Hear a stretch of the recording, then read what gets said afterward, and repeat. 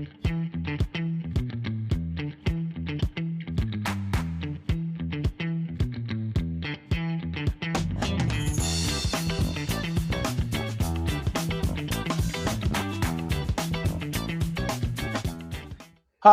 I'm Brian Dunn, and welcome to the most important podcast ever. What makes it so important? It's not about me, it's about you. This podcast is about ordinary people doing extraordinary things, the moments of resilience, the lessons learned, and the small acts that made a big difference. From retail floors to boardrooms, we'll share the untold stories that shape lives and careers. This week, our guest is Shaun Schuetz, and I am so excited. We had all kinds of challenges getting scheduled, all for the right reasons, but I'm super excited to have you here, Shaun. Always a thrill to talk to a fellow retail warrior. So welcome, and maybe you could introduce yourself to the audience. Yeah, thanks a lot, Brian, and I'll say the same to you. I'm super excited to be sitting here with you today and having a fun conversation about past, present, future. It's an honor to be sitting here with you and just see what we can shoot the breeze with here today. And I love your backdrop, man. Love the Star Wars helmets. I'm in. Maybe we could start off as we both started out, I believe, our careers in retail. And I'm wondering what led you to that. Wow, that's I'll go in the way back machine, not too far back, but you're right. I think about my first job, and my first job, high school, growing up in Wisconsin, was selling Christmas trees. And that was the first kind of taste I had of customer interaction and talking to customers and really enjoying it. Christmas trees of all things, but there was different kinds of trees and there was different benefits to them to talk to customers about. And then I fast forward to what brought me to retail, which was with Best Buy. And of all things, it was playing video games on some time off. So came to a store, was playing video games one day. I was looking for work. I was 19 years old.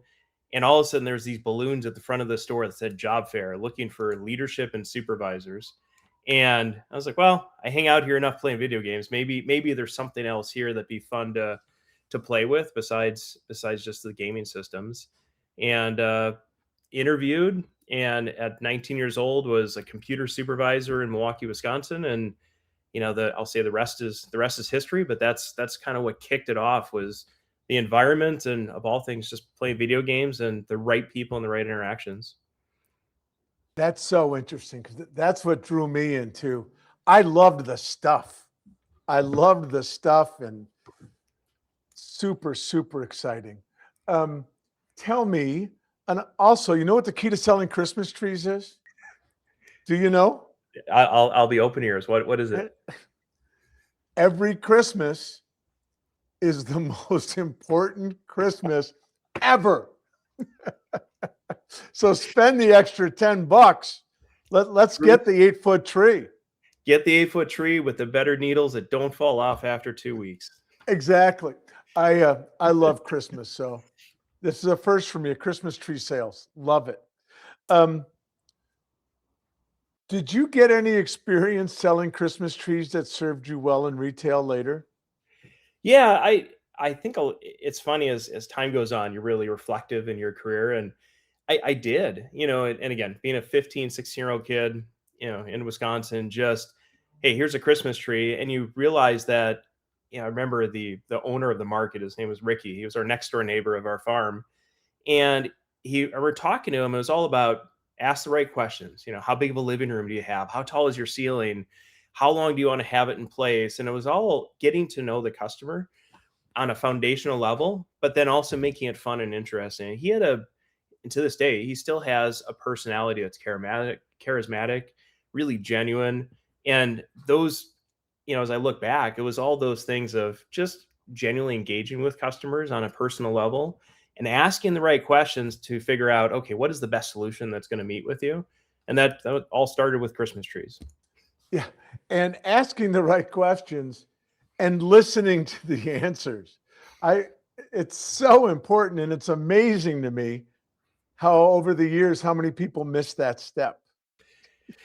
It's a true story, and I think it's always, no matter, I'm fond of saying that no matter as technology increases, AI increases, et cetera, we still, every business transaction, whether it's selling software or hardware or Yeah. devices, there's still a relationship, a personal relationship, and the ability to be quiet and listen is still a very high skill that, and we It, talk about it with our boys all the time. yep. So important. How old are your boys? So they are the ripe old ages of 10 and about to be 12. So very, very fun and very, very active age. Such great ages. Such great ages.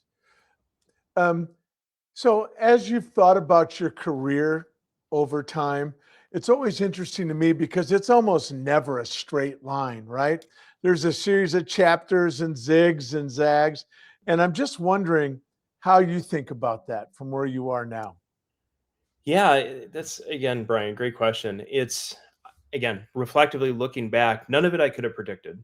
It's, if I go in high school, besides Christmas trees, I was in Civil Air Patrol. That gave me my Cool. first taste of, I really wanted to lead, and I really liked leading people and teaching people.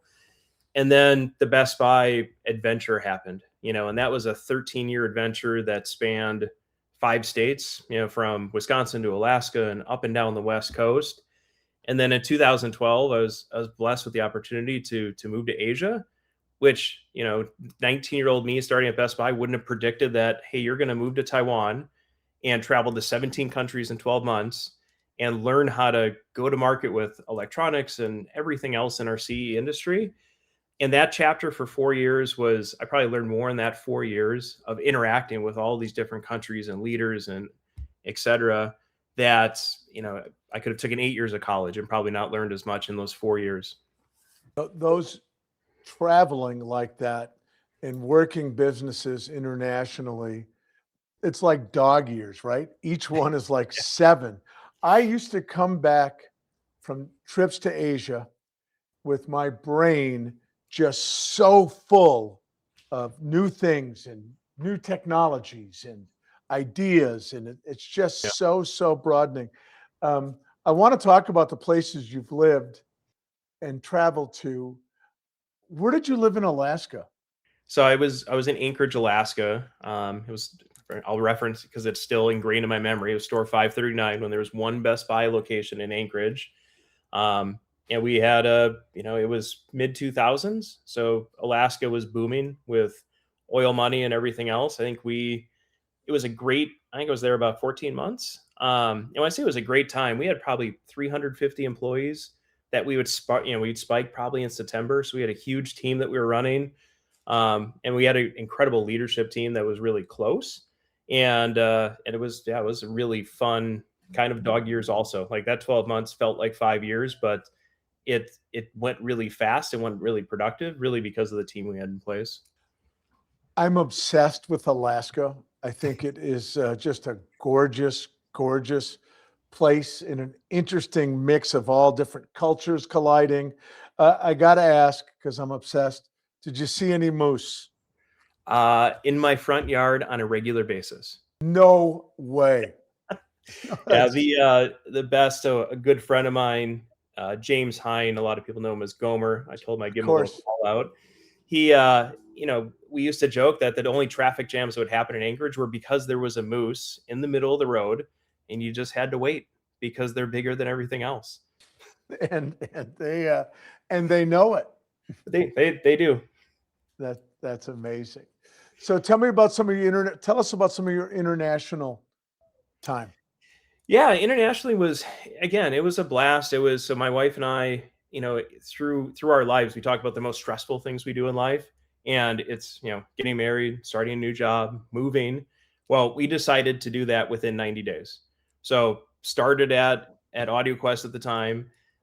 We got married right before that, and then a month and a half later, we moved to Taipei. So we did that all within 90 days, which, again, it was an incredible kind of kickstart. And being based in Taiwan, it was a whirlwind of travel. I was probably in Hong Kong once a month, Japan 4 or 5 times a year, China about every couple months, Australia 3 or 4 times a year, India.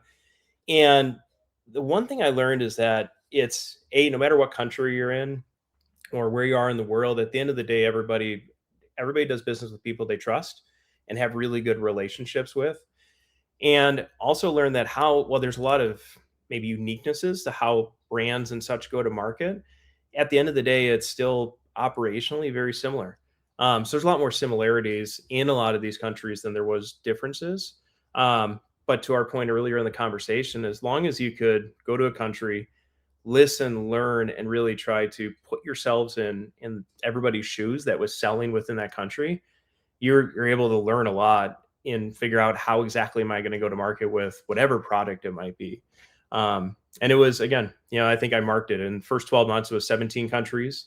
My wife was super supportive through those travels, and we didn't have kids at the time. So she was able to, tag along for some of those early days. That's cool. Um, but yeah, it was a lot of learnings, but again, a lot of similarities to just going to market or just doing business in general with people. I uh, I think there's so much humility involved when you're traveling to other countries and doing business. I got to tell you a quick story. I was in a meeting, and like day two, when you come from the States to this was Seoul, you get to be a little tired because the meetings start at 8 a.m., 7:30 a.m., and basically go till 10 p.m. You're tired. Yes. And um, I was looking at the map and I'm like, what's wrong with that map? And I said, wait a minute, the US is in the wrong place. It's all the way over on the left of the map. And then, of course, hey, dummy, you're in South Korea. Of course, it's oriented to Korea. I thought, and I thought to myself, you're not in Kansas anymore, Dorothy. And it's an interesting perspective. And it sort of spoke to the mental model I had going in. But there's an awful lot of humility. You know what else is, I think, powerful about international business, travel, relationships you form? People pretty much want the same things, don't they? They really do. And I think the more humble you are and the more you're willing to listen, the more you're collectively going to agree to say, great, let's do business together. But Yep. generally people do. They want to trust, they want to have good products, they want to be really easy to do business with. Yep. And those are kind of simple check marks, I think, for any brand or any company that's out there, that if you do that, everything else is kind of easy to do once you get through those hurdles. I think you're right. And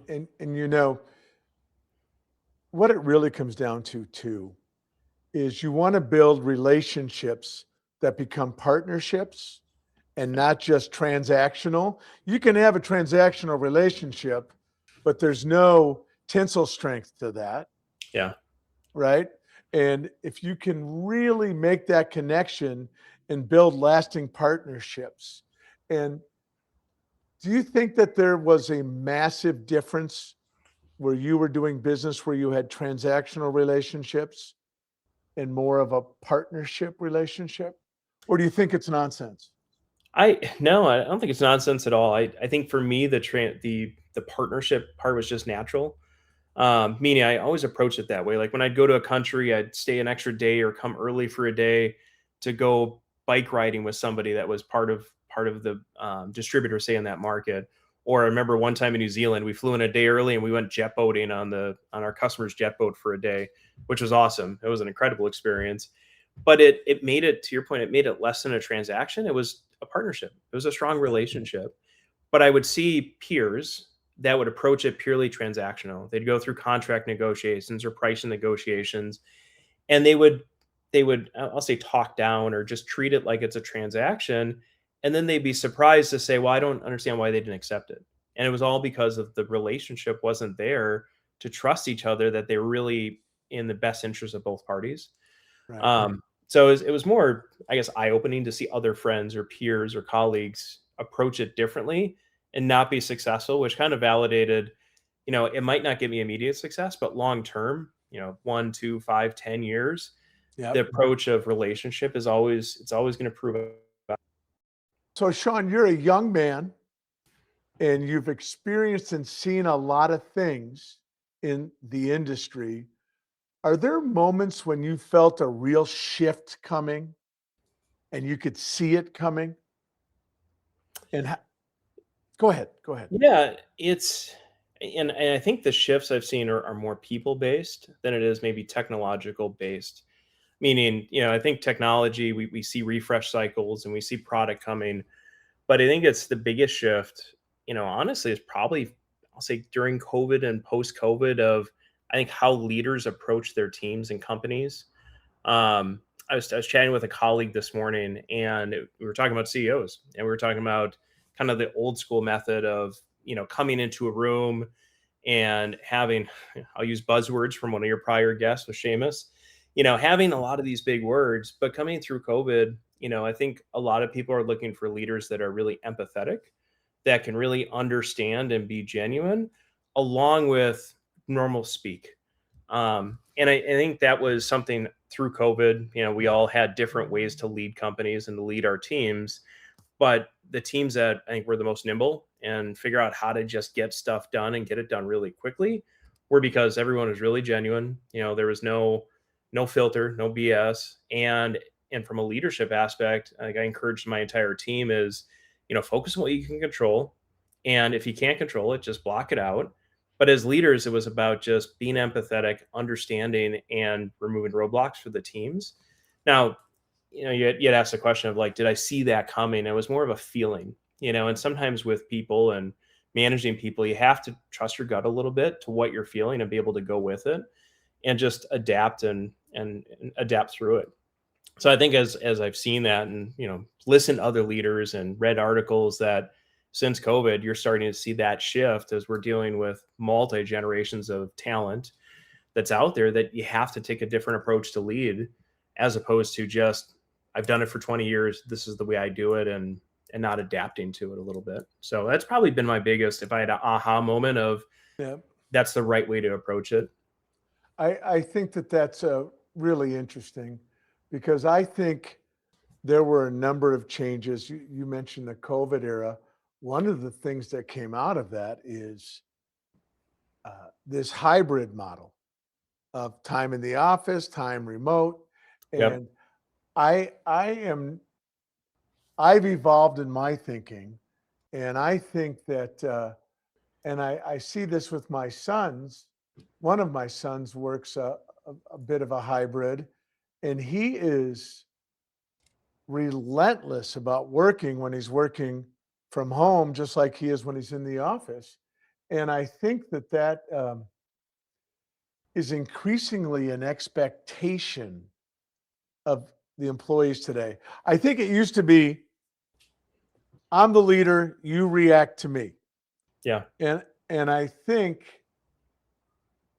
when it's done well, it's much different. You need to react to your talent. You need to know where you want the business to go, but you need to react to and connect with and be authentic with your teams. Yeah, and I think that's where the empathy and just the genuine, call it, maybe it's the Midwest upbringing, that whatever you bring to the table, everybody else brings the same. Everybody sits at the table the same. Everybody can clean the toilet. But when you bring that kind of approach to it and that humbleness, no matter what your title is, and on a side note, I think we're seeing that across many companies, that titles are getting really minimized to try to eliminate that hierarchy a bit, so people bring their genuine energy and ideas to the table, regardless of where they are in companies. But when you do that, I think it's amazing to see what your team brings, and you get surprised with ideas or different initiatives, because they're unafraid to just throw everything on the table. I, I think that's really interesting. Do you have things that you learned that you've had to let go of? Leadership behaviors that you had to jettison because they don't serve this new world we're in? Yeah, I think so. So again, funny topic, meaning that last night, so I volunteer with Civil Air Patrol, auxiliary of the U.S. Air Force, that teaches leadership education to kids, and it was a huge foundation for me, obviously in my early years as a teenager. And last night we were teaching a character development course, and it was about surrounding yourself with your best 5 friends. And Mm. and again, these are 12 to 18-year-old kids, and having a real conversation about, you know, throughout life, you become who you surround yourself with. And I think one of the things I learned is that, and early on, you don't realize the influence people have on you. And there can be people that are really good friends, but you realize they're holding you back, or they're pulling you down the stairs as opposed to pushing you up the stairs. And I think that was one learning of, there's some people that you end up, say, unfortunately, kind of cutting out of a team. They might be a super high performer, but their attitude, their persona, their energy maybe is negative to everybody else. Um, and that, to me, that's a big learning of either people personally, that you had to say, okay, you're not helping family, or you're not helping business or my own personal growth. But then also for teams, it's tough sometimes to look at that of, again, your highest performers that might not be a positive contribution to everybody else, to have that heart to heart to say, I remember actually an old GM I worked for, she used to tell me that you either change people or you change the people. Meaning either people change and adapt in their personality, their energy, their how they interact with people, or unfortunately, sometimes you have to change the actual person, meaning you have to replace them with somebody else with Yeah. it. And that was, through my career, I think that was a hard one to understand. But once you understand that it's really healthy for yourself, for your circle of friends, but it's also really healthy for a team or company, that you're really rewarding the best people. They might not be the best performer, but if they contribute on everything else, I think you'd be surprised long term. They end up becoming one of the top performers because you're rewarding the right characteristics. I think there's ramifications when you're a parent too, along those same lines. Who our kids hang out with has so much influence on them, so much influence. I used to always do the dad drug talk, and it was always, drugs are going to come into your life from a friend, not some random guy in an alleyway. It's going to be a friend. Right. And and oh man, my boys got sick of hearing that talk. Uh, Um, if it makes you feel better, we have the same conversation at home with the boys about, and we've even turned it to like, it's your network, your how you interact with your coaches and your friends. We talk about it being their personal brand, and it's like, it's your brand. And we joke with them, like, who, how you act, who is that reflective of? And they're right. like, oh, it's reflective of you guys. We're like, no, not us. I mean, it's the family, but it's reflective of them. And we want them to know that, hey, your friends and the decisions you make, remember, it's your brand, and have a good Right. reputation for your brand. And the drug conversation we have too. Now it's e-bikes Yeah, too. There's right. plenty of topics to go into. Oh my gosh, is there ever social media? There's just so many, Yes. so many. Um, so you've done a lot of really good things and you've seen a lot of the world. So what kind of work do you want to move towards now? That's that again, great question. I've had some good self-reflection. I've joked with a lot of friends the last month and a half that I'm on the best extended PTO ever right now. It's first time in my 47 years, my youthful 47 years. We have somebody who's jumped in and joined us who we're Is that not quite ready for. is that Ange? It is Ange. She had a Angie, great plug this morning about the best podcast ever right before me. I know. Angie, I need you to I need you to hang up for a minute.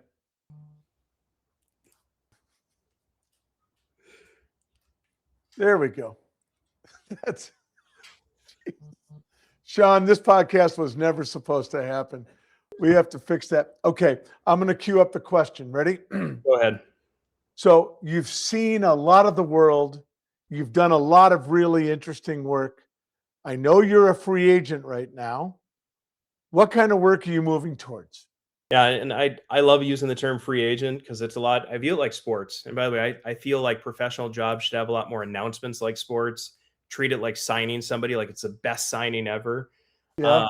Uh, maybe there's an industry for that too. But no, I've had a really, really energetic time the last probably month and a half to reflect on, okay, what do I want to be when I grow up? I shaved today, so I looked extra youthful for you.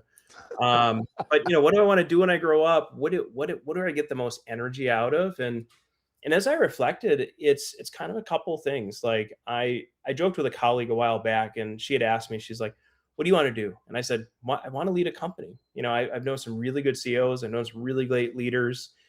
I think I can do it someday." And then, and I said someday, and then about a month ago, I was talking to a coach, a professional coach, a little bit, and she was asking me the same question, like, "What do you want to do?" And I said, "Well, in 5 to 6 years, I'd like to get in a company today that I'm involved with a leadership team. I have voice of direction. I can really make a positive impact on people in the company, as well as whatever the product is that they're bringing to market. But then, in 5 years, then I'd like to run a company. I'd like to be a CEO and see what I can do." And she asked me the question, like, "Well, why not today?" And then it's funny through our careers that I think no matter where we get, there's always that little bit of imposter syndrome that creeps in. And Always. it made me second guess a little bit to be like, you're right. I was like, why not today? I said, if it's the right opportunity. And by me saying right opportunity, it's about people first. Like, do you have a good relationship? And I think Yep. you can probably go back in your time machine and you think about your best executive and leadership teams, that the best time was when you surrounded yourself with people that you just gelled. You could Yep. battle it out, but you still have a beer after work. And for me, the next adventure, and I've been coining that, it's not a job, it's a role, it's whatever the next adventure is. To me, it's about finding the right company that's got the right team, that has the right product and potential. Because if those three things are there, I think there's a lot of really great things that can be done. Again, with those three factors, everything else becomes kind of easy as long as there's good relationships, good people, and a good potential of product. I think that is that notion of imposter syndrome. Everyone has it, Yeah. and you just got to get comfortable with it. Um, do you define success differently today than you did 15 years ago? 1,000%. And I say 1,000%. When I was 19, 20, working a few levels underneath you, it was absolutely scorecard driven of where am I on a scorecard today and how am I being rewarded for, Yeah. my individual success. And, you mentioned being a parent. I think that changes the perspective a lot. That now when I measure success, it's not necessarily financial, it's not title. It's about, I think influence in others. Like when I was let go a few months ago, I've got a few messages and conversations from people that I didn't expect, where it was like, "Hey, you impacted me in meetings like this, and I really appreciated your conversations like this." And to me, that's success. Um, Being able to influence others in a positive way that you couldn't have accounted for. And I think the other part, if I think about success, and some of this is family based, is the balance, meaning that in really blessed the last couple of years to balance, I'll call it work. You were talking before about the hybrid schedules and such, that travel with the boys for their hockey games, travel for their tournaments, a few Minnesota trips here and there. That to be able to be present for that time in their life, as well as being really accomplished with work, and also giving teams permission to be like, "Hey, you have a dance recital tonight for your daughter. You better be there for it," or whatever it might be. So it's Yep. Yep. those moments of success, I think are, I don't say they're undervalued, but I think it's important for leaders to talk about. Just those are absolutely measures of success just as much as a strong EBITDA. And sometimes you have to sacrifice a little bit of the business side in order to make sure that there's a good balance at home.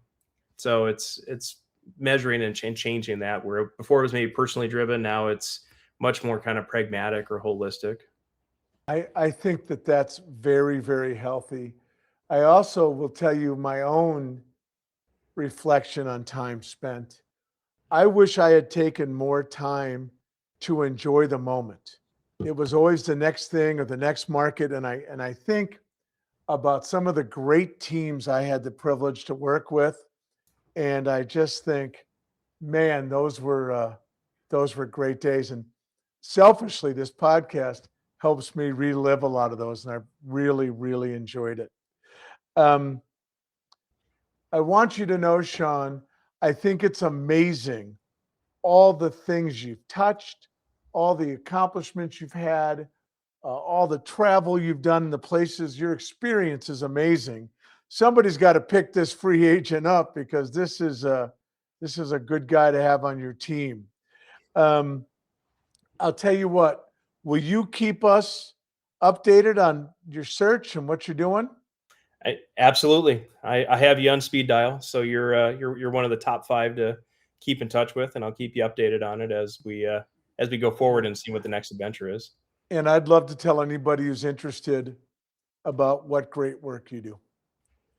I really appreciate your time today, Shaun. Thank you so much. And I could talk to you for hours. And I know you have a place to get to. So thank you. And let's stay connected and update each other. And before I peel off, I would not be doing justice if I wouldn't give my wife also equal credit, because everything I've done, especially the last 14 years, had to get the year right there. She has been the steady rock in the background with the boys, supportive. Matter of fact, even this new adventure, she was the first one. I told her what happened, and she was the first one to say, "That's all right." She's like, "You got this." She's like, "You've got so many friends, an incredible network, and everything that's happened in your career you couldn't have predicted. But what happened was it was because of your relationships." And I took that to heart, obviously, from her. But it's she's a pretty strong component of helping with that. And I told her I'd make sure I give her a good plug because she more than deserves it. That tells me that I'm even more convinced that your head is on straight and you've got things organized exactly as they should be. Good stuff, Shaun. Thank you so much. Thank you, Brian, and appreciate the time, and I'll keep you updated. Please do. That's it for this episode of the most important podcast ever. A big thanks to Shaun for sharing his story, and an even bigger thanks to you for tuning in and listening. If you enjoyed this conversation, share it. And if you didn't enjoy it, drop me a note and tell me why, because I sure enjoyed it. You can watch and listen on YouTube, on our YouTube channel. You can follow us on all the socials. We are everywhere you get your podcasts. Please subscribe. Huge thanks to the crew at Studio 7, Streetside Studio 7, and a big thanks to our host, Deja Blue House of Coffee. Appreciate you, Shaun. Take good care. Best to your lovely wife and family. Thanks a lot, Brian. I appreciate it. Be well. Be well.